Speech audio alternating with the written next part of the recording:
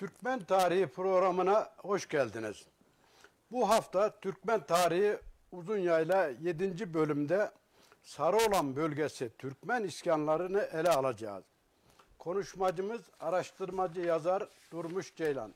Hocam hoş geldiniz. Hoş bulduk Sayın Kılınç. Nasılsınız hocam? Çok teşekkür ediyorum. Sizler iyisiniz. İyiyiz, teşekkür ederiz. Sağ olasın hocam. Hemen geçelim hocam konumuza. Olur. Geçen hafta Uzunyayla 7. bölümde Sarıoğlan bölgesi Türkmen iskanlarını ele almıştık. Bu hafta eski bölümün kısa bir özetini ve Sarıoğlan iskanlarından bahseder misiniz hocam? Tabii ki teşekkür ediyorum Sayın Kılınç. Her zamanki olduğu gibi bu haftada yine Türkmen tarihi izleyicilerine ve TV1 yayın ailesine saygı ve sevgilerimizi sunarak programımıza Uzunyaylan'ın 7. bölümünün Sarıoğlan özelinden, Sarıoğlan coğrafyasını anlattığımız için geçen hafta 1. bölüm demiştik. Yine Sarıoğlan'ın yerini, yani Sarıoğlan tarihinin 2. bölümünü anlatalım. Hem arşiv kayıtlarıyla hem de saha kayıtlarıyla yavaş yavaş. Şimdi hocam Sarıoğlan'ın tarihini anlatırken geçen hafta itibariyle Sarıoğlan coğrafyasının, Sarıoğlan'ın ve Sarıoğlan coğrafyasının bir tarafı kenarı ırmak coğrafyasıdır. Avşar iskanlarıyla muhkim. Bölgenin tarihinden ayrı olmadığını kısaca bahsetmiştik. Yani dönem olarak Danişmentli döneminden başlayan, sonra Selçuklu 100 yıl kadar Danişmentli dönemi, 1315 yılına kadar Selçuklu dönemini tarihlersek eğer, 1335-37 yılından sonra Sivas bölgesinde kurulan, sonra yönetimi başkenti Kayseri'ye taşınan Eratna Devleti, kısa bir Kadı Burhanettin dönemi var 1380 yılında. Bunun haricinde uzun dönem bölge Dulkadirli Beyliği'nin egemenliği altında kalmıştır. Aslında Eratna ve Kadı Burhanettin'in aynı dönemde çakıştığı zamanda bölgenin Dulkadirli hakimiyetinde kaldığını, bölgenin Dulkadirli Türkmenleriyle iskan olduğunu çok iyi biliyoruz. Yani Türk iskan yapısına baktığımızda dönemsel olarak Dulkadirli Türkmenlerinin bölgeye hakim olduğunu, iskan olduğunu, sonraki dönemlerde 1515-22 yılı arasında Ali Bey'in yönetiminde kaldığı, biliyorsunuz, Osmanlı'nın kendisine bu 5 sancağı kendisinin uhdesine vermesiyle birlikte Dulkadirli Bey'idir kendisi aslında. Turna Dağı Savaşı'nın hemen akabindeki Anadolu'daki Osmanlı yapılanmasıyla birlikte Osmanlı'ya coğrafyanın geçmesiyle birlikte dersek belki daha doğru bir ifade kullanmış oluruz. 1522 yılından günümüze kadar, yani 1523-22 yılına kadar, Genç Türkiye Cumhuriyeti Devletimizin kurulmasına kadar bölge devlet âli yönetiminde kaldı. Bu dönemde zaman zaman sıkıntılar oldu, zaman zaman bazı sosyolojik hadiseler oldu tabii. Özellikle Türkmen iskanlarının, Türkmenlerin göçtüğünü bazı sebeplere bağlı olarak biliyoruz. Göç sebeplerine bağlı olarak diyelim.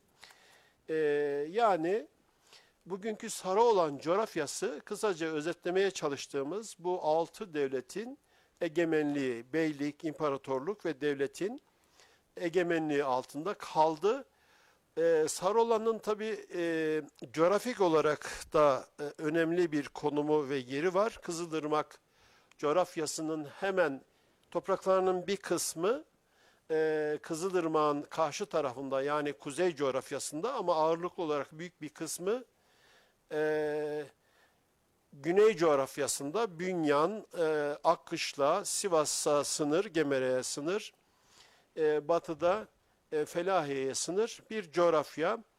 Önemi şu, yol güzergahında, İpek yolu güzergahında doğu-batı hattındaki ana yol üzerinde bulunması. Tabi Sarıoğlan'ı o yüzyıllarda biz biliyoruz ki bir karye olarak görüyoruz. Yani Köy olarak. köy olarak görüyoruz. Sarıoğlan adı yani yakın zamandaki yüzyıla kadar hiç yok. Ne zaman ki Cumhuriyete yakın 19. yüzyılın sonuna doğru Sarıoğlan Çiçekli aşiretine bağlı Sarılar cemaatinden Sarıoğlan Bey'in bölgeye gelip kendi aşiret ve kabileleriyle, obalarıyla birlikte bölgede nüfus sayısını bu tamamen 19. yüzyılın başı, ortası ve sonuna tekamül ediyor nüfus yoğunluğunun artması. Kısaca Sarıoğlan özelinden bütün bölgenin, Sarıoğlan yöresinin tarihini böyle özetleyebiliriz. Geçen hafta itibariyle Sarıoğlan coğrafyasında 5 tane Kariye'den tespit ettiğimiz arşivlerden bahsetmiştik. Bu hafta itibariyle biraz daha arşivleri çalışınca ben tabii bu bölgenin biliyorsunuz siz Defteri Hakani dizisinin 2. bölümü yani 998. İkinci bölüm. Defterin çok büyük bir defterdir o içerisinde neredeyse 50-60'a yakın defteri ihtiva eden çok güzel bir çalışmadır bizim için de. Bunun hem bundan hem Bozok Sancağı'ndaki temettüat defterlerinden yine hakeza Sarıoğlan coğrafyası kısa aralıklarla Zulkadriye'ye yani Maraş eyaleti, Maraş sancağı, Maraş yuvası diye zaman zaman idari taksimatlandırmalarla isimlendirdiğimiz Maraş coğrafyasına bağlıydı. Nere vasıtasıyla?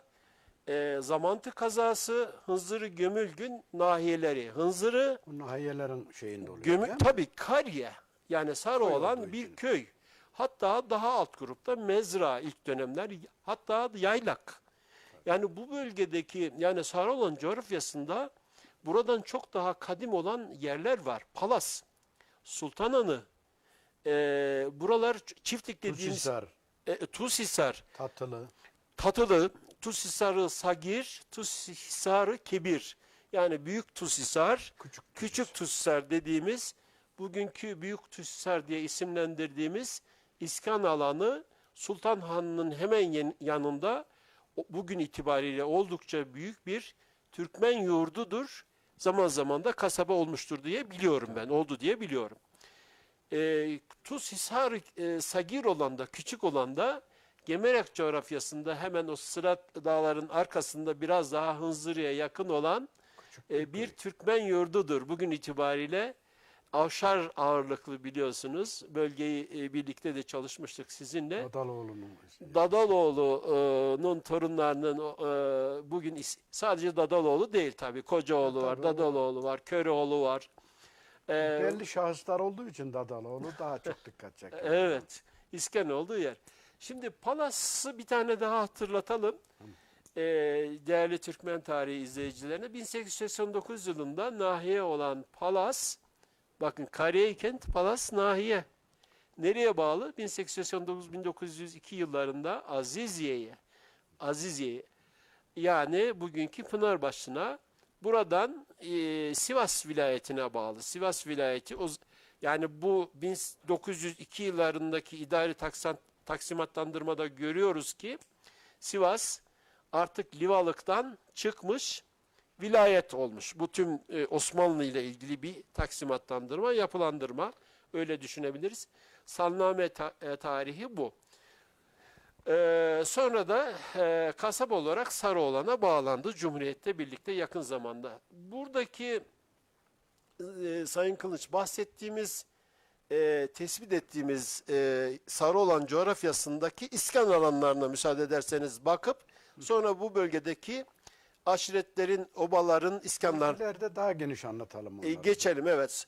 Sarıoğlan Kariyesi Hınzırı Gömülgün defterinde 549 nolu sayfada. Sarıoğlan Kariyesi yine Hınzırı Gömülgün nahiyesi 552. sayfada. Yine Sarıoğlan Öyüğü var. Burası bir mezra. Yine 549. 549. sayfadaki ben biraz daha detaya girip özel bir çalışma yaptım. Sarıoğlan konusu olunca. 998'in bütün cihetlerine baktığımızda sayfa 549 ve 547'ye denk geldi.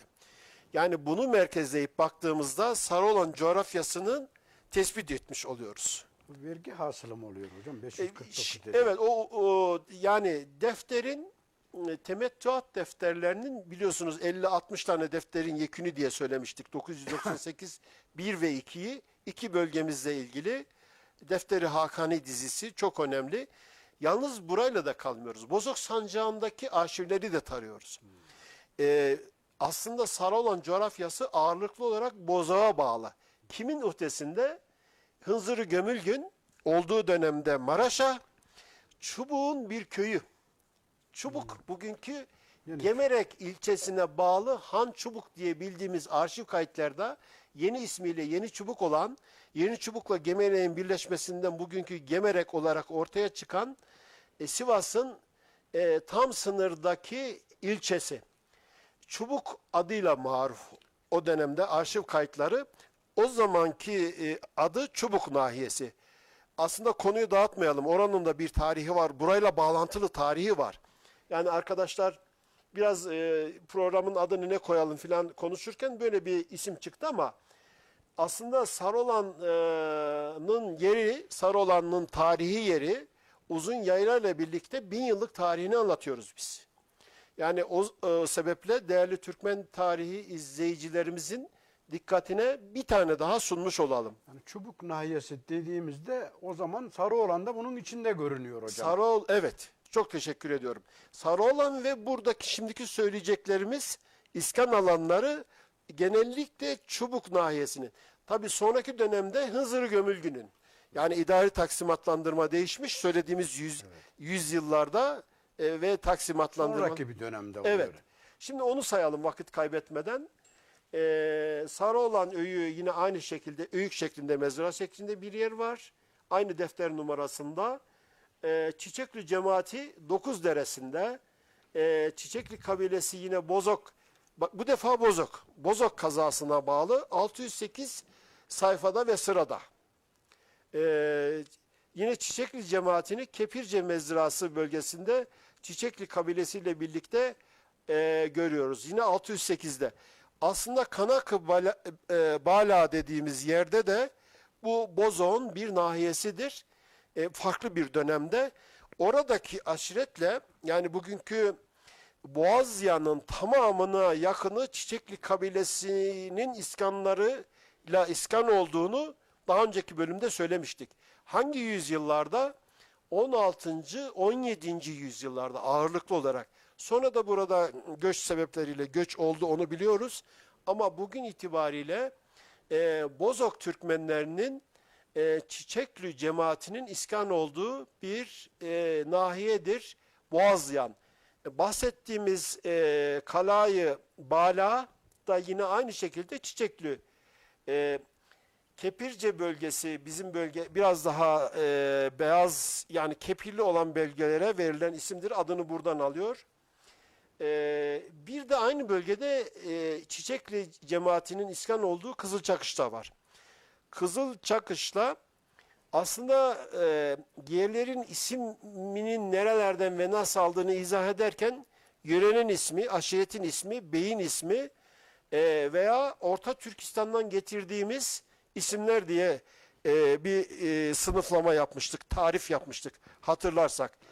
İşte burada da biz anlıyoruz ki Kızılçakış'ta 5 tane Kızılçakış'ta kariyesi Burada var. şey var hocam şu anda sözünü kesiyorum. Mesela Sarıoğlan'ın bu taraftaki mahallesi Kızılyazı. Belki de ondan da kaynaklanmış olabilir. Hem coğrafyanın ismini aldı fakat buradaki Kızıl ismi Renkten dolayı mı oraya? yok. Kızıl Kocalı yani tek tek köye bakmak lazım bunu yok derken. Fakat bölgeyi ağırlıklı olarak çalıştığımız için Kızıl Kocalı Türkmenlerinin yurdunun Kocalı Türkmenleri, Kızıl Kocalı Türkmenleri diye Kızıl Koca Bey vardı biliyorsunuz.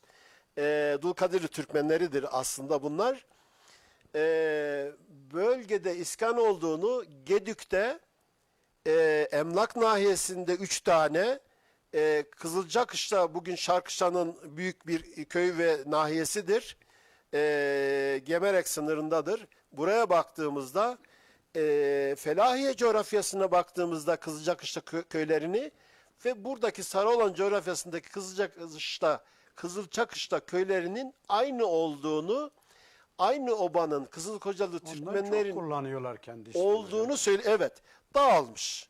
Kızılkocalı Türkmenleri biliyorsunuz, bunların iskanları daha batıda, Karaman coğrafyasında da arşiv kayıtlarında Halacaoğlu'nun çalışmalarından var olduğunu biliyoruz önceki çalışmalarda. Konuyu dağıtmayalım yine. Habib Kekdağ Mezrası yine Tece Kavağı'nda, Sayağal bölgesi var yine aynı bölgede. Tavşan Tepesi var. Bugünkü Sarıoğlanlar bunların bir kısmının değişik isimlerle anıldığını, bir kısmını hatırlamayabilirler. Tarihte kaldığını, ören yeri veya viran yeri olarak bulunduğunu söyleyelim ama bir kısmının da var olduğunu bu bölgedeki yaşayan değerli Sarıoğlanlılar çok daha iyi bilirler. Üzerlik mezrası var yine bugün itibariyle var olan. Hemen Tavşan Tepesi ve Tavşan Tepesi Ağılı. Yine 547 sırada, sayfada Üzerlik Hızır Gömülgün'e bağlı yine Yıldırım Viranı geçen hafta bahsetmiştik. Burası hem yayla hem Yıldırım sonradan bölgeye ismini veren Yıldırım adıyla anılacak olan köyün bulunmuş olduğu bölge. Yarış viranı var Sarıoğlan yine bölgesinde 549 nolu sayfada. Zaviyecik var.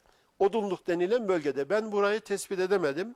Ben de çok araştırdım. Ben de bulamadım hocam. Evet, bilenler varsa bize yardımcı olabilirler bu anlamda. Tarihe not düşmek adına. Zaviyecik Odunluk değil mi? Evet, İkisine? evet. Yani iki kayıtta da ayrı ayrı da var, iki kayıtta da var. Yani Bozok tahrirlerine de baktım ben arşiv kayıtlarında. İki tarafta da var.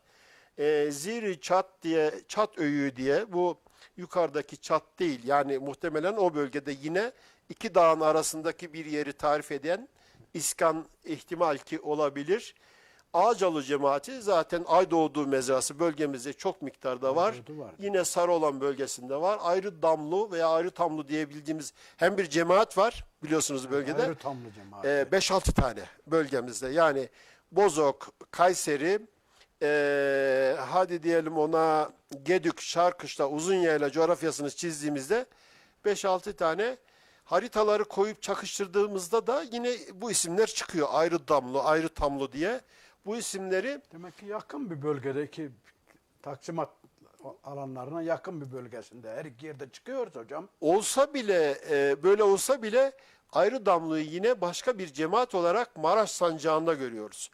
Özellikle bugünkü Maraş'ın Kayseri coğrafyasına yakın olan ilçelerinde buradaki iskan alanlarını görebiliyoruz. Maraş sancağının defterleri de var elimizde biliyorsunuz. Daha önceki çalışmış olduğum dönemlerde bahsetmiştik. Burun Kesenli, Burun Örenli zaten bildiğimiz, çalıştığımız Yedi Bucak Türkmen. ismi mi oluyor hocam? Evet, yani burada da ilginç olan Kaz Yuvası diye bir iskan alanı daha var basitçe. Hamzalı cemaatinin bölgede iskan olduğunu, kayre kurduğunu biliyoruz yine aynı şeyle. Hacı Hüseyinli cemaati Ayrı Tamlı'ya bağlı yine Hızır Gömülgün aşiretleri ve obaları içerisinde de gördüğümüz Kara Hasanlı. Yani bunlar aynı zamanda kendi isimleriyle de Kariye köy kurmuş, iskan alanı kurmuş olan Karacalı'da dediğimiz Alışarlı'ya bağlı olan Uzunyayla iskanlarını bildiğimiz daha önce de bahis konusu yaptık. Alışarlı cemaati. Şarlı'ya, evet, Şarlı cemaati, Alışarlı diye bildiğimiz Kara Hızırlı cemaati var. Hızırlı'ya ait yine Alişarlı üst yapı, Alişarlı'nın altında olan Türkmen obaları diyebiliriz buna. Kara Güvençli veya Kara Güvendili de deniliyor bunlara. Bunlar 9 taifesi içerisinde. 9 nerede? Dulkadirli'nin içerisinde biliyoruz ki. Ana unsurları. Ana unsurlarda çok büyük. Ağacalı ve 9 Dulkadirli'nin çok büyük. Esas kurucu unsuru. Evet, kurucu unsurlarından. Karı Kışlalı diyoruz. Daha önce bahsetmiştik. Yörükanı Zamantı adıyla kayıtlı burada. Zamantı nahiyesine bağlı. Kesten cemaati var. Biraz daha yukarıda bugünkü Kesten diye bilinen eskiden değirmenlerin var olduğu yani Kestoğan dedikleri yer mi Kestoğan hocam? denilen yer.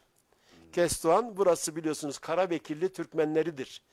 Bir kısmı Bayındır boyundan gelenler Akkoyunlu Türkmenleri de hemen yakınında üstünde iskan olmuşlardır. Kesten demişken hocam biraz benimle de ilgili bu Tuğlu cemaatinin diğer adı mı oluyor hocam? Evet. Ondan biraz bahset. Tabii ki. Hocam çok teşekkür ediyorum. Kesten ve Tuğlu cemaati Kendi de bağlı olduğum bir şey olduğu için sizin öğrenmek bağlı istiyorum. olduğunuz oba, evet, bizim de bağlı olduğumuz obadır o oba. Yani aslında yeknesak kalmamış. Yani şunu biliyoruz, değerli Türkmen tarihi izleyicileri, aslında bugün itibariyle şunu biliyoruz, elimizdeki bilgi ve belgeler. Şimdi Sayın Halil Kılıç bir soru sorunca aklımıza tabii çok daha önceki arşiv çalışmalarımız ve saha çalışmalarımız geldi. Biz bir isim üzerine, diyelim ki Tuğlu Tokuz'u, Kendi özelim olduğu için onu hocam. Tokuz kusura birkaç bakmayın. cümle söylemiş olalım. Evet, bölgede de çok var. Tuğlu Tokuz'u, Tokuz Tuğlu, Tokuz'un içerisinde, Dulkadirli'nin uhdesinde, aslında Dulkadirli'nin ana unsurlarından, hatta çok önemli unsurlarından bir tanesi, bölgeye geliyor, iskan oluyor. Yönetimde bulunan unsurlarından bir tanesi. Sebep Tokuz Tuğ'ya sahip olması. Tokuz Tuğ kim? Padişah demektir, Hakan demektir, han demektir. Tokuz Tuğ'ya Türk töresinde sahip olan sadece bunlar.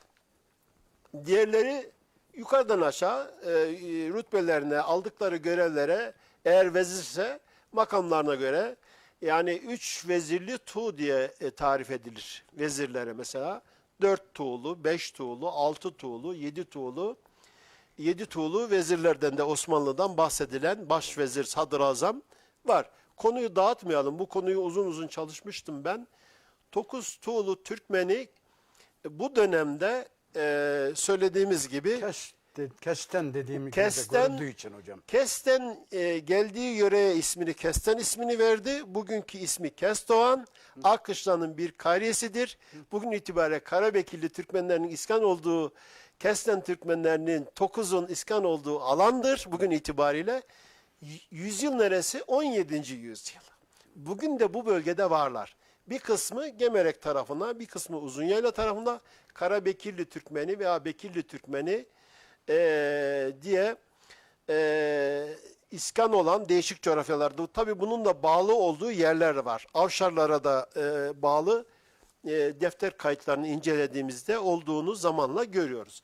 Hocam konuyu biraz fazla dağıttık galiba. Hemen şunu bitirelim. Zaman yetmeyecek çünkü. Dündari bölgesi, onu geçen haftalarda söylemiştik. Bu hafta itibariyle söylemiyoruz. Bir tane daha hemen bugünkü Sarıoğlan köylerini hatırlayalım. Akin, Alamettin, Burunören, Çiftlik, Düzencik, Ebuhayır, Gaziler, İğdeli, Kadılı, Kaleköy, Karaözü, Karpınar, Keklikoğlu, Kızılpınar, Muratbeyli, Ömer Hacılı, Ömürlü, Palas, Sofu Mahmut, Tatılı, Üzerlik, Yahyalı, Yerlikuyu, Yıldırım. Tamamı Türkmen. Yani tamamı Türkmen obalarının, Türkmen beylerinin ismiyle kurulmuş, Orta Anadolu'nun, Kayseri'nin doğusunda çok güzide bir ilçemizin iskan alanları, güzide bir yerleşim merkezimizdir Sarıoğlan. Bunu böylece altını çizerek belirtmiş olalım Diğer hocam. soruya geçelim mi hocam? Tabii ki işte? hocam, buyurun. Bu Kenarı Irmak nahiyesi var bölgemizde hocam. Bu nahiyenin oluşumu nedir? Burada hangi Türkmen obaları iskan olmuş? Bunlara neden, diğer bir adı da İslamlıdır. Neden İslamlı denmiş? Bunun hakkında bize bilgi verirseniz memnun olurum. Hocam çok teşekkür ediyorum. Kenarı Irmak aslında bugünkü biraz Gemerek coğrafyasından başlayarak Gemerek'in olduğu yerde, yani ne diyelim, Ağcaşar ve daha doğusu Çepni bölgesinden başlayarak Orta Kızılırmak bölgesi diyoruz buraya. Yemliha, hatta biraz daha Nevşehir sınırlarına kadar Himmet devam de eden diyorlar, ırmağın bölgesinde, bu bölgeye biraz daha, bunun belki doğusu Yamula Barajı'nı tarifleyebiliriz. Bu bölgeye iskan olan Türkmenlere verilen isimdir. Nahiye, Kenarı Irmak nahiyesi.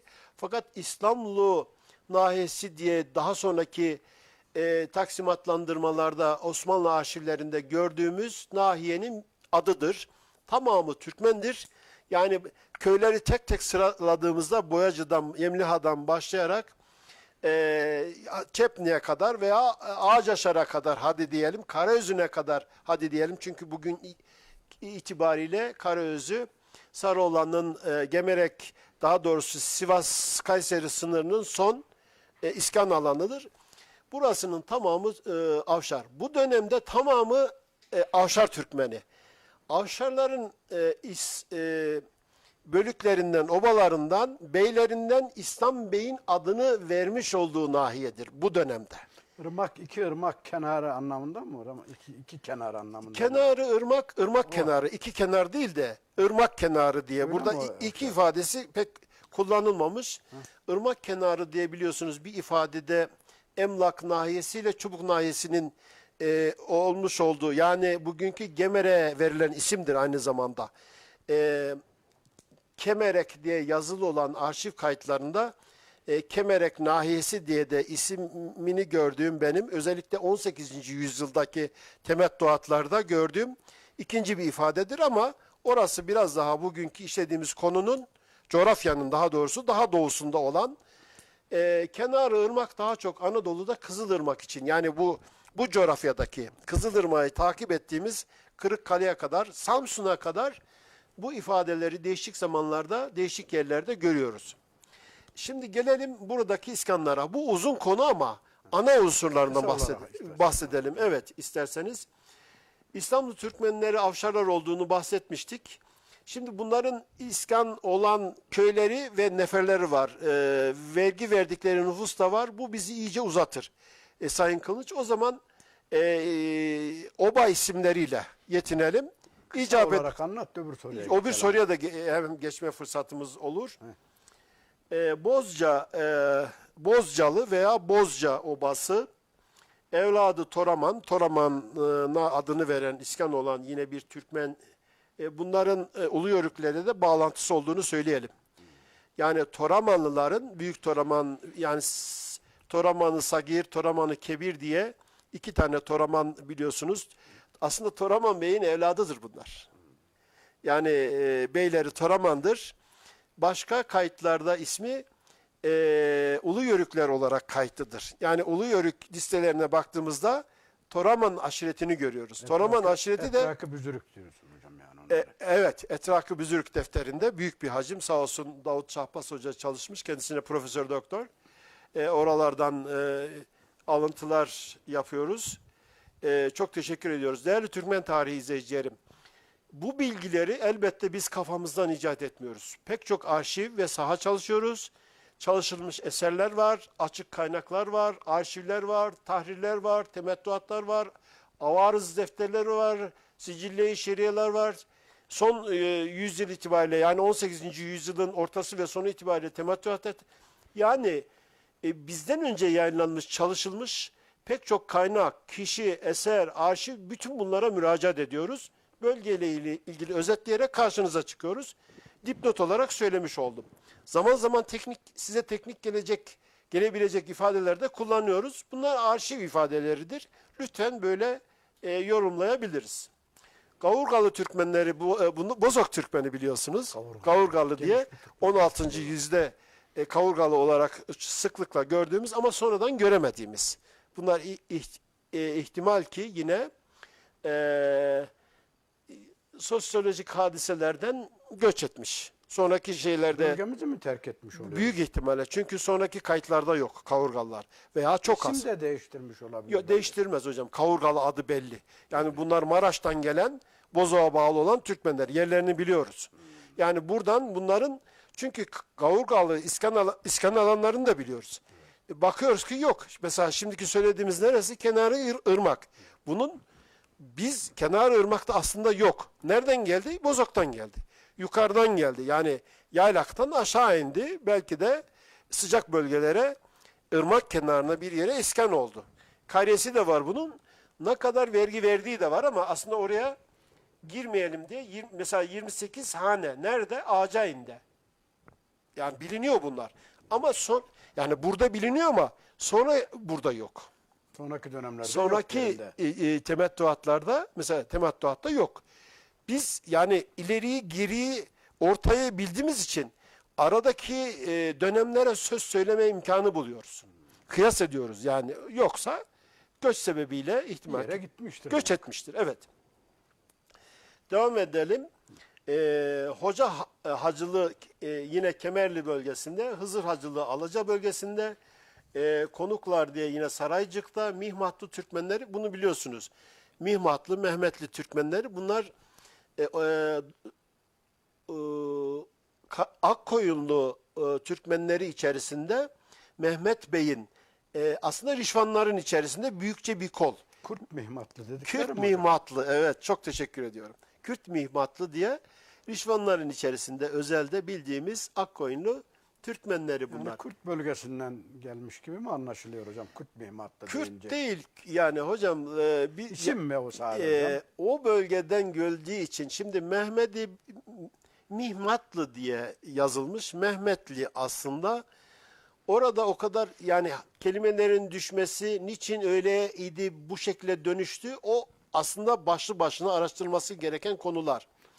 Bazı arşiv kayıtlarında karşılıklı çaprazlama teyit ederek bunun Kürt, bakın siz bildiğiniz için arşiv kayıtlarına biraz yakın olduğu için Kürt mihmatlı dediniz. Biraz sonra yine aynı konuyla ilgili bir soru gelecek de hocam. Onun Olsun. Gelsin. orada bir hazırlık gibi olmuş. Gelsin hocam, teşekkür ediyorum. Sarı Mehmetli, Musa Hacılı var, yine bunlar Akkoyunlu. Bu söylediklerimizin başlarına da bir cümle mensup oldukları yerleri de söyleyelim vakit kaybetmeden. Biraz vakit kaybettirecek ama biz yine de konuyu açığa çıkartmış olalım. Özellikle Kenarırmak bölgesini. Musa Hacılı, Fakihli, Sarı Ömerli, zaten bu bölgede aynı bölgede isim var biliyorsunuz. Ömerli, Hacı Ömerli diye. Bunlar aynı bölükler. Hızır Hacılı, Keklice'yi biliyorsunuz. Yani Keklicekli Türkmeni, Keklicek obasıdır bu oba. Bu bölgede de var anlaşılan. Devam edelim yine. Sarı Ağıl bölgesinde Taşanlı Türkmenleri, Taşkın Türkmenleri, Akin'de, Uzunlu yine Yahyalı Türkmenleri, Saraycık'ta, Öyük Türkmenleri, Akin'de, Fakih Çukurviranı bölgesinde, Alembey veya Alimbey diye de geçen Kızılcain bölgesinde, Boyacılı'da yine Saka Türkmenleri var. Neferleri 19 nefer bunlar. Demircili Türkmenleri Ayin'de, Enbel, Emirgan, Evladı Şeref. Bu liste epeyce bir uzun. Yine hızlandıralım. Okçulu, İzzettinli Türkmenleridir biliyorsunuz. Bunlar yine İzzettinli. evet, Okçu İzzettin'dir. İş bağlı olduğu yer neredeymiş? Kişibaş'ta 39 nefer. Yine Ömerli, Yosunluca'da, Savcılı Türkmenleri, bunlar Uluyörük'tür, Kınacık'ta, Seldüke var, Gökçe'de 39 neferle, Şeyh Ahmetli yine Ahmethisar'da, Tokalı veya Toklulu Güllüce'de, Yılkılı, bunların ihtimal ki atlarla ilgisi var. Yörükhan-ı İslamlı, işte bu. Büyük bir kütle bu. Nahiyeye de ismini veren İslam Bey'in. İslam Bey'in kendi bölükleri, kendi obaları. Çapanlı var, bunu Çapanoğlu'yla yani Beydilli'yle yani İlbeyli'yle, Yeni İl Türkmenleriyle irtibatlı olduğunu belirtelim. Başpusak'ta Çakırlı var yine. Çakıroğulları. Gedüklüce var. Çok ilginç olan burada da var. Gedük neresiydi? Şarkışla'ydı. Şarkışla'nın eski Şarkışla bölgesine gelip iskan olan Halep Türkmen bölükleriydi. Bunlar ağırlıklı olarak Beydiliydi ve Dulkadirliydi. Yani aşağıdan geldiğinde Halep Türkmeni, yukarı çıktığında Dulkadirli, bölgeye geldiğinde Gedüklü. Yüzyılları farklı mı? Evet. Arada bir 150 yıl kadar var. 160 yıl kadar fark var. Arşiv kayıtlarını seri olarak takip ettiğimizde Hamur Kesenli var. Bildiğimiz yine bu isimle köyümüz var biliyorsunuz. Daha batıda da var. Kayseri'nin daha batısında. Hacı Yunuslu bu Gemerek coğrafyasında yani Emlak nahiyesinde de var. Süksün Türkmenleri yine Fakihli, Paşalı, Kozlucalı, Selman Bey'in daha önce bahsetmiştik. Yani demek ki ırmak boyuna doğru Süleyman Bey'in bunlar. Yolda bu bölgeye gelmiş. Evet. Yani Kızılırmak coğrafyasını takip eden, aslında Felahiye'yi çalıştığımızda şunu hatırlıyorum ben. Toraman ismi de geçti. Bunların büyük bir kısmı ırmağın karşı tarafında Felahiye coğrafyasında ve daha batıya giderek Keskin coğrafyasına kadar da peyderpey, yani Kırşehir sancağının daha batısına giderek iskan olan Türkmen obalarıyla büyük çoğunluğu benzerlik arz ediyor. Olması gereken de o hocam. Evet, olması gereken de o. Yani bunlar ırmağın o bir tarafından, ihtimal ki Bozok sancağından Yozgat üzerinden Çiçekdağ bölgesine kadar, aslında bunların aralarına şunu da görüyoruz. Demin birkaç tane oba ismi saydık. Uluyörük bölükleri bunlar. Bunların içerisinde ne var? Üst bağlı olduğu yer. Uluyörükler, Akkoyunlular, Yeniil Türkmenleri, Halep Türkmenleri, yani ortak noktaları Dulkadirli Türkmenleri. Kime bağlı? Bozok'a bağlı. Yani Oğuz'un daha ziyade Üçok kolu değil de bu saydığımız coğrafyadaki saydığımız isimler, bunların tamamına yakını Bozok koluna bağlı veya diğer ismiyle Bozok Türkmenleri dediğimiz Oğuz bakiyeler. Buna şey de olabilir hocam, mesela bu Dulkadirli Maraş bölgesinde bu bölgeyi yaylak kullandığı için, gelip gittiği için burada kalanlar da oluyor haliyle. Herkes hep geri gitmiyor ya aynı anda. Bu sene gitmiyor, ertesi sene de gitmiş olabilir hocam. Gahir ekseriyet böyle. Zaten biz şunu biliyoruz ki farklı yüzyıllarda çıkan iskan fermanlarıyla birlikte zoraki iskanlarla da düşündüğümüzde böyle olmuştur. Filhakika iskanlar daha çok şöyle diyor. İsteyen yayla, isteyen kışlaklarına iskan ola. Yani amaç Türkmenlerin toprağa bağlanması, ama şurada veya burada iskan olsun diye bir zorlama yok. Hemen hemen bütün fermanlarda ortak yapı bu. Bütün sancak beylerinden çıkan emirlerde de bu yok. İskan komisyonları da biliyoruz ki daha önceki dönemlerde çalıştık. Komisyonların böyle bir dayatma yaptığını da görmedik. İsteyenler istedikleri yerlere iskan olsun, yeter ki toprağa bağlansın. Yani önemli olan iskan etmek bu insanları mesela. Tabii Osmanlı öyle bakıyor hadiseye. Yuvalı Yörükleri bölgemizde ismi var. Yine aynı şekilde Yıldızeli ile bağlantısı olan büyük bir nahiye olarak var olduğunu bildiğimiz bir iskan alanıdır bu. Ahmet bin Bostancı Türkmenler, bunlar Bünyan bölgesinde de var. Venk tarafında da var yani. Kömürlü Kara Kilise diye bir coğrafya. Şimdi Kara Kilise bölgesi var orada. Sarılı Mehmetli, Kömürlü Türkmenleri dediğimiz, bunlar Dulkadirli Türkmenleri. Zamantı nahiyesinin etrafında da Bünyan'ın kariyelerinde ve köylerinde de iskan olan Türkmenler bunlar. Aynı zamanda burada da iskanlarını görüyoruz. Seydi Hacılı veya Seyit Hacılı dediğimiz Türkmen bölükleri, Aydoğmuşlu'yu biliyoruz. Bozdoğanlı Türkmenlerinin içerisinde bunlar. Ama fakat daha önce gelmiş bunlar. Yani Aydoğanlı Türkmenleri Sarız bölgesinde de var. Evet. Hakeza Uzunyayla bölgesinde de var. Bozdoğanlı Türkmenlerine bağlı. Bozdoğanlı nereye bağlıydı? Varsaklara. Evet. Büyük bir topluluk bu. Büyük bir, yani Varsakları, daha önce söylemiştik, bir tane daha söyleyelim. Oğuz'u önümüzdeki dönemlerde Oğuz Türkmenlerine, Oğuzlar diye 1, 2, 3, 4, 5 seri nereye kadar çıkar? Bozoklar, Üçaklar, 24 boyun tamamı Alkaevli, Karevli'den tutup Avşarlardan, Beylikdüzü'den,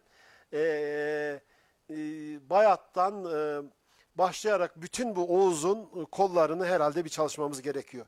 Şimdi bunları anlatıyoruz uzun uzun ama belki değerli Türkmen tarihi izleyicileri bir yerden bir yere irtibat kuramayabilir. Yukarıdan aşağı irtibat kurarak gelirsek bu saydığımız obalar ve bölükler biraz daha bilinir hale gelecek. Oğuz'un altında toplamak gerekiyor bunların hepsini. Zira evet, şimdi bütün müverrihler, son dönemin tarihçiler, bakın Halaçoğlu'nun çalışmasındaki şeyin yükünü, Türkmen bölüklerinin yükünü 45.000'den fazla. Yıl 1665 bitirdiği tarih. 1465 hadi kabaca söylüyorum ben. Oradan alıp 200 yıllık dönemi. 1665'te yani 19. yüzyıla gelene kadar bu bölükler daha çok çoğaldı. Tabii canım, Daha daha çok 200 yıl var daha geriye. yer kat etti. 200 bin diyorum. Bu benim görüşüm. Çünkü elimizdeki aşiret listelerini, obaları alt alta dizdiğimizde şimdi sadece Sayın Kılıç bu çiftlik yani Sarıoğlan ilçesine bağlı çiftlik Mahallesi. mahallesinin nahiyesinin büyükçe bir yerdir bu. Elimizdeki listeye baktığımızda 130 tane hane ama 20-40 tane oba var burada. Bunun mükerrerleri de var. Düşünün bu Sarıoğlan'a bağlı bir belde. Sarıoğlan'ın kendisi bağlı olan kareleri düşündüğümüzde 500'ün üzerinde Türkmen obasının var olduğunu rahatlıkla söyleyebiliriz. Bir defa Bayırbucak Türkmenleri var. Oraya geleceğiz de burayı bitirelim hocam. Hocam şuraya hızlıca geçelim o zaman. İbrahim olarak, isim olarak geçsem İsim daha iyi olarak hocam geçeyim bunu. evet. İbrahim Hacılı Türkmenleri, Kadılı Bölükleri, Karabekirli demin saymıştım. Karacakürt geldik ve kaldık. Buyurun hocam. Hocam diğer bir soruya geçelim. Bu Sarıoran bölgesinde Damat İbrahim Paşa tarafından getirilen Halep Türkmenlerinden 7 bucak avşarları. Bunlara neden 7 bucak avşarları denmiş? Bunlar hangi köylere dağılmış veya da hangi köyleri oluşturmuş? Bunun hakkında bilgi verirseniz. Ben çok teşekkür ediyorum. Geçen hafta birkaç cümleyle bahsetmiştik. Aslında Haydar Bey'in bize göndermiş olduğu bir de harita vardı. Bu harita bizde de var. Yusuf Faruk Sümer'in değerli bir haritasıdır. Oğuzlar ve Türkmenler diye. Bu arada bir tane de kaynak vermiş olalım bizi izleyen değerli Türkmen tarihi izleyicilerine. Eğer köklerinizi merak ediyorsanız Faruk Sümer'in Oğuzlar ve Türkmenler diye çok kadim bir kitabı var. Bölgemizi anlatan kitapta yine aynı bölgeden Bayırbucak Türkmenlerini çalışan Haydar Erdoğan Bey'in değerli bir, hacimli bir çalışma. Ellerine, emeklerine sağlık. Kendisi ele almış. Birkaç kişi daha ele almış. Ben karşılıklı şey yaptım. Bir de benim çalışmam vardı. Onu da dikkate alarak bir özet geçelim hızlı bir şekilde. Bayırbucak Türkmenleri, evet bu da bizim çalışmalarımızdan bir tanesi. Bayırbucak Türkmenleri avşar bölükleri olarak bilinse bile 7 tane kariyenin bölgeye iskan olduğunu söylesek bile bugün 6 tanesi biliniyor. Bir tanesi muhtemelen ihtimal ki gayreksiriyet onu gösteriyor. Bütün işaretler onu gösteriyor. Gemerek'le Sarıoğlan coğrafyasının hemen Sarıoğlan coğrafyasına bakan bölgede Ermeniler hadisesinde kurban edilen İskan alanıdır diye tarif edebiliriz. Şu an itibariyle bu belgeler ileride elimize daha çok belgeler gelecek. Konuyla ilgili dönemsel olarak o bölgeye yakın bir yol olduğunu bugün yok. düşünüyorsunuz. Yok. Şimdi diğerleri avşar değil değerli Türkmen tarihi izleyicileri. Avşarların ilk önce iskan olduğu Ankara Sancak Beyi Vecihi Paşa'nın biliyorsunuz bu bölgede Emlak'tan başlayarak Kırşehir'e kadar alanları iskanından sorumlu olan ve Avşar beylerinden Recep Bey'in iskan sonunda paşa olan Kara Recepli Bey'in yani Avşar Türkmen Bey'inin birlikte Ankara Sancak Bey'i Vecihi Paşa ile iskan ettirdiği alanlardan, yerlerden sadece birisi. Bu bölgeye Bayırbucak Türkmenleri demişler. İçerisinde Bayırbucak Türkmenlerini incelediğimizde hem Haydar Bey'in çalışmasını hem de Hamza Aksüt Bey'in çalışmasını incelediğimizde bunların tamamı avşar değil. Beydili'ye ait, Bayat'a ait, Avşar'a ait. Yani bunların üst kimliği neydi? Dulkadirli Türkmenler. Bölgemizde pek çok var ama özelde buraya ağırlıklı olarak iskan olduğu için nerede bu? Karaözü'de de var. Karaözü'nün bugün tamamı Türkmen. Yukarısı da Türkmen, bayırı da Türkmen, bucağı da Türkmen, Karaözü de Türkmen, Kenarırmak da Türkmen, Bozok da Türkmen. Kayseri de Türkmen. Yani şimdi birisinin birisinden farkı yok ki. Türkmen. öz be öz Türkmen yurdu coğrafyamız, Anadolu'muz. Anadolu'daki kurulan devletlerin, imparatorlukların, devletlerin 1000 yıllık tarihin adı Türkmen tarihidir. Bunun için söylüyorum. Birisi diğerinden farklı değil. Birisi bey taifesi, birisi ırgat taifesi. Hiç değil. Türkmenler arasında böyle bir böyle bir bakış açısına ben tarihsel olarak hiç görmedim. İhtiyaçtan duyulmadığını gördüm. Böyle bir şey yok. Zaten Selçuk Bey'in torunları, evlatları Tuğrul Bey ve Çağrı Bey şöyle diyor. Onların meşhur bir nizam-ı mülkleri vardı biliyorsunuz, vezirleri. Çok akıllı. Bugün bir eseri de çok değerli. Devlet yönetimiyle ilgili pek çok kuralların konulduğu dönemde. Bu da nizam-ı mülk.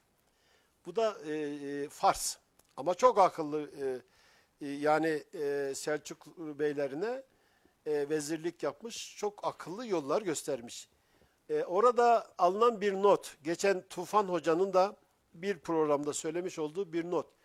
Eğer Türkmenler olmasaydı biz Selçukluları yani 300 yıl, 400 yıl hadi biraz eskiyi de düşünerek Oğuz Yapgulu Devleti'nden 1350'lere getirelim 1315 ama bu kadar uzun ömürlü imparatorluk ve İslam'ın Biladus Şam'a, Anadolu'ya yayılmasını sağlayamazdık diyor.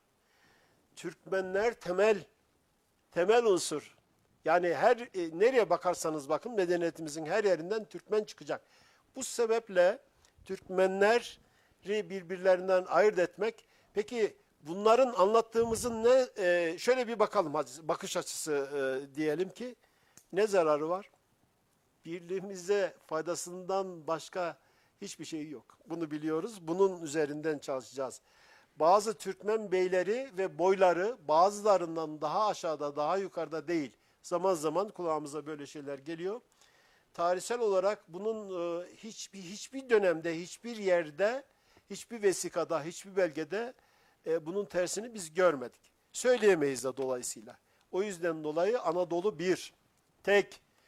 Anadolu 1522'den sonra Anadolu coğrafyası, medeniyet coğrafyası birlendi. Devleti âli altında. Bugün şeref duyduğumuz, mensubu olmakla şeref duyduğumuz Türkiye Cumhuriyeti'nin mensuplarıyız.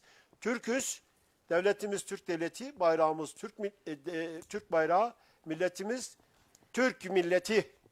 Bu çok değerli, bunlar çok değerli. Bizim asıl kimliğimiz, üst kimliğimiz. Türkmeni niye diyoruz? Türkmen çünkü 1000 yıl önce Anadolu'ya gelip yerleşince Müslüman Türkiye verilen isim olmuş. Bizler olmuşuz. Devam edelim hocam. Biraz şeyler... Koyları falan işte yapar anlatırsan hocam 7,5 avşarlarıyla herhalde öbür konular yetişmeyecek hocam. Sadece bunu anlatalım. Ne kadar vaktimiz var hocam? 10 dakikamız falan var hocam. Bunu anlatmaya çalışalım. 7,5 biraz geniş. Evet, avşarları İskenderun'da Burunören, İğdeli, Kaleköy, Karaözü, Karpınar, Yerlikuyu, Kızıldırmağın karşı yakasında bir kısmı bunların ağırlık olarak. Bu tarafta olanlar da var. Yani Yahyalı'da 7,5 demeyelim de ona avşar bölüklerinden de var. Sarıoğlan'da avşarlar var. Yine Sarıoğlan'dan bugün Felahiye sınırlarına kadar avşar bölükleri var. Yani avşarlar aslında bahsettiğim dönemde iskan olmasıyla birlikte birkaç rahatsızlık yaşadılar. Uzun yaylaya dönmek istiyorlardı, dönemediler. Vecihi Paşa ile Recep Bey'in, Avşar Bey, Recep Bey'in konuşmalarından sonra bir kısmı uzun yaylaya döndüler. Fakat döndüklerinde ne görsün? Kendi yurtlarını avşarlar yurt tutmuş devlet eliyle. Kim yerleştirdi o bölgeye? Kurt İsmail Paşa. Bunları daha önce uzun uzun anlatmıştık. Karaözü tarihini inceleyen pek çok yazarlar var. Bunların çalışmalarını da gördüğümüzde ve düşündüğümüzde işte şunu biliyoruz. Hekim bölgesinden gelen var, Dulkadirli Türkmenleri var, Malatya coğrafyasından gelenler var. 7,5 avşarlarının 7 obadan aldığı söyleniyor ve biliniyor. Bunlara aynı zamanda bucak avşarı da deniliyor. Yeni il Türkmen, diğer ifadesi de bunların diğer bir ifadesi de Yedibucak Türkmenlerin Yeni il Türkmenleridir. Yani Yeni il Türkmenlerin içerisindeki bölüklerdir. Bunların bir gerisi daha önce söylemiştik, tekrara düşmeyelim. Dulkadirli Türkmenleridir. Toplanma coğrafyası ve adını aldığı isim neresi? Dulkadirli coğrafyası, yani Dulkadirli Türkmenleridir. Bu bölgeye geldikleri, iskan olduklarından ne demişiz? Bozok Türkmenleri. Bu bölgeye, yani Yedibucak bölgesine geldiğinde de Yedibucak Türkmenleri demişiz. Bunların hepsi birbirlerinden kopuk değil, bağlantılı olan yerler. Şimdi bu arada tabii Alaaddevle Bozkurt Beyoğlu Şahruh Bey'in yapmış olduğu çok değerli bir eser var. Daha önce bahsetmiştik. Bu çok değerli bir eser. Anadolu'nun tam ortasına, bulunmuş olduğu coğrafyada Anadolu'nun tam ortası. Nereden ölçerseniz ölçün, bugün itibariyle Şahruh Bey Köprüsü'nden bahsediyorum. Lütfen eğer yolumuz düşerse Şahruh Bey Köprüsü'nü görelim. Yani Karaözü'nde, coğrafya olarak bugünkü Karaözü'nde olan, çok atalarımızın bize miras olarak bıraktığı çok değerli bir eser. Buradan hocam bu kadarla yetinelim şimdilik. Başka bir konuya hızlıca geçip toparlayalım isterseniz. Çiftlik bölgesinin iskanları mı vardı? Bu Sarıoğlan ilçesinde bu Çiftlik mahallesi hakkında da biraz bilgi verirsen Çiftlik, bitirelim evet. bu Çiftlik konuyu. kısaca ne kadar? Evet. 7-8 hocam. 8 dakikamız var. Hemen buraya bağlayalım. Özetlemeye çalışalım. Elimizde yine pek çok belge vardı. Bunlar yetişmiyor hocam Yetişmeyecek, şu anda. evet. Şimdi Çiftlik bölgesi, Çiftlik nahiyesi, Sarıoğlan'a bağlı, Sarıoğlan'ın güneydoğusunda bulunan büyükçe bir yerleşim alanı. 1872 temettüat defterlerine, iskanlarına baktığımızda çataklar var. Çatakoğlu, biliyorsunuz onu, Çat ve Çatak bölgesi. Kars ve Ağrı bölgesinden gelen Tataroğulları, bunları biliyoruz Ulu Yörüklerden. Kavuklular, Molla Ömer Tataroğullar, yine Solak grubu var Avşarlardan. Yani Çiftlik'teki 1872 temettüat defterinin özetini ben anlatmaya çalışacağım. Daha genişini daha başka platformda anlatırız muhtemelen. Osmanoğlu, Durduoğlu, Kürtoğlu, Sakallıoğlu, yine Numanoğlu, bu Hekelekoğlu bölgede oldukça yaygın. Bunlar 1831'den sonra kabilenin adına, beyinin adına, sonuna oğlu eklenerek elde edilen tarifler ve tanımlamalar. Onun için ben de aynen okuyorum buradan. Haliloğlu kabilesi var. Bunlar Bekirli'ye, Karabekirli'ye bağlı. Hökelekoğlu yine. Ağırnas bölgesinden gelen insanlar var. Karaoğulları var. Kara Mustafa ve onların evlatları. Delioğulları dediğimiz kabileler var. Bayat boyuna mensup, ağırlıklı Bayat boyuna mensup. Yani Çiftlik ağırlıklı olarak Dulkadirli Türkmenleri, az miktarda Akkoyunlu Bakiyeleri var. Fakat Bayat Türkmenlerinin Kuzu güzelli dedikleri mi oluyor onlar hocam? Kuzu Güdenliler aslında Bayat'a da bağlı, farklı yapılara da bağlı Burada da ama mevcut mu hocam? Kuzu Güdenli diyemeyiz. Yani Çiftlik biraz daha farklı iskan Farklı alanı. oradan. Yani Kuzu Güdenli daha yukarıda. Büyük boyu. Evet, şeye doğru. Kuzu Güdenli'nin gelmiş olduğu coğrafya daha çok Karamanlı yıkıldıktan sonra Kızılırmak'ı takiben Keskin üzerinden Felahiye'de İskan Fermanı'nı daha önce biz buradan yayınlamıştık. Çok değerli bir belgeydi. Kuzu Güdenli'nin İskan Fermanı. Onu olmazsa Burayı çabuk bağla da bitirelim hocam. Bayat boyuna bağlı olduğunu söyleyelim. Konu uzun ama Abacı, Kantaroğlu, Satılmışoğlu, Galipoğlu, Dervişoğlu, Köroğlu, Kara Mehmetoğlu, yine Karalı Türkmenlerinin Köseoğlu grubu var. Köseli grubundan Çıplakoğlu, Gergemeoğlu, Gökoğlanoğlu, Elmacıoğlu, Efkeroğlu, Hüseyinoğlu, Seyitoğlu, Peltekoğlu, Çalakoğlu, Kul Osmanoğlu, Osmanoğlu, Tatılıoğlu, Tatıl bölgesinden gelen Türkmenler. Bunlar Çiftlik'teki iskan olan 1872 yılı itibariyle Türkmen bölükleridir. Sonradan da iskan almıştır. Türkmen tarihi elbette devam edecek. Her nasılsa Bağlamaya, son zaman kapatmaya yetmiyor. çalışalım Bağlıyorum hocam. hocam Bunları. müsaadenizle.